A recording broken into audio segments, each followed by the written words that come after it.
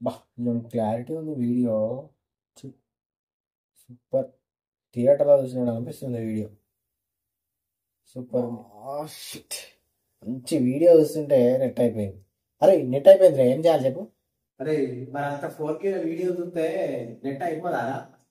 ఇప్పుడు మా పిల్ల వీడియో కాల్ చేస్తుంది, మళ్ళీ వీడియో కాల్లో నెట్ లేకపోతే మాట్లాడలేదు అనుకో, బ్రేకప్ చెప్తుంది.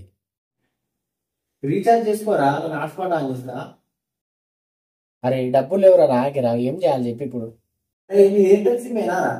అవును రా, అన్నది ఎయిర్టెల్ సిమ్మే. అరే నీలాంటి కోసమే ఎయిర్టెల్ ఒక ఆఫర్ తీసుకొచ్చిందిరా. నీ దాంట్లో నెట్ బ్యాలెన్స్ ఉన్నా రీఛార్జ్ అయిపోయినా కూడా అదే రీఛార్జ్ చేస్తే ఏంటంటే నేను చెప్పిన ఈ నంబర్కి కాల్ చేయి, నీకు 1 GB డాటా వస్తుంది, ఎంజాయ్ చేసుకో. అరే ఎట్లరా, మన డబ్బులు ఏనవసరం లేదు ఎయిర్టెల్కి, మరి గుత్తగానే ఇస్తుందా?